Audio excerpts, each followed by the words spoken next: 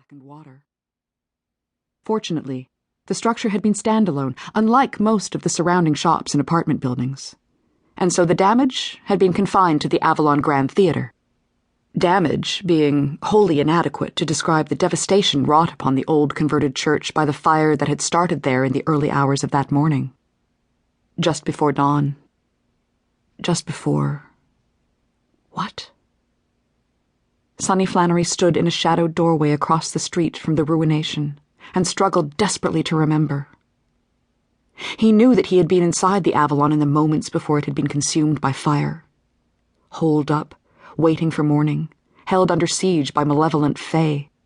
And he knew that there had been fighting. Vicious green maidens and their leprechaun brothers. Sonny and his friends had been short on odds, and then... something had happened.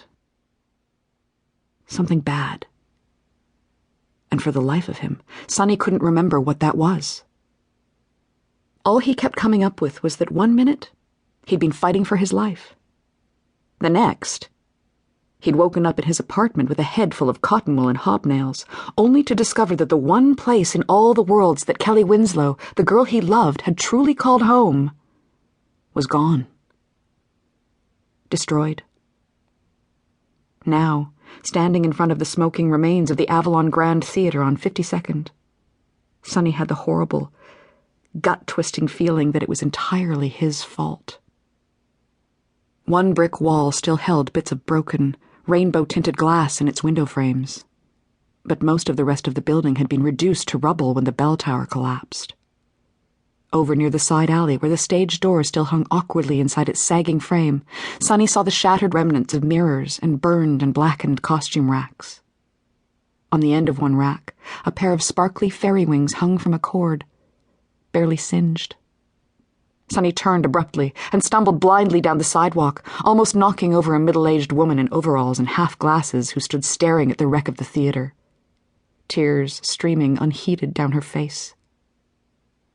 It began to rain. A few spattering drops swiftly turning into a downpour. Head down, shoulders hunched, Sonny walked without having a destination in mind. The wind that pushed the rain against him, soaking his t-shirt and plastering it to his chest, held a biting chill. But there was also the hint, just a taste, of green, growing things, spring buds and blossoms that reached Sonny's nostrils, and he breathed in deeply, almost gulping the air in an attempt to steady himself.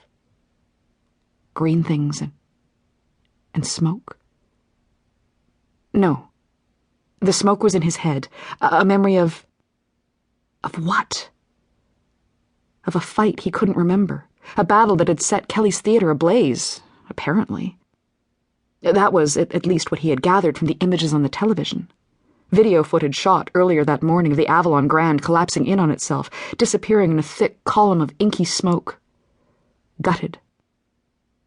Like Sonny had been in the moments after Kelley Winslow had uttered those words. I don't love Sonny Flannery. Green things. And smoke. He looked around. The need to run, to hide, to escape, almost overwhelming. His chest ached, inside and out, as though he'd swallowed seawater into his lungs or been thrown against treacherous rocks, battered by waves. This must be what it feels like to be shipwrecked, Sonny thought. Clinging to a hope for rescue that isn't coming. Sonny turned and stumbled backward, off the curb and into the street, ignoring the outraged protests of car horns and screeching brakes.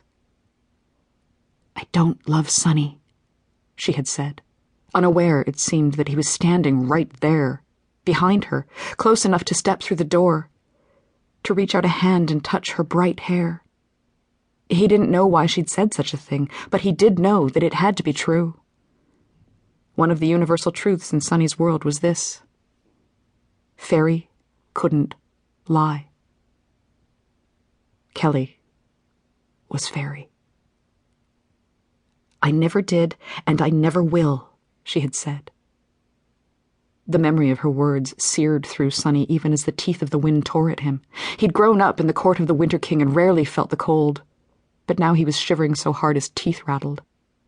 In front of him, the yawning maw of the subway station entrance at 50th and 8th beckoned him. He staggered blindly toward the shelter of the stairwell.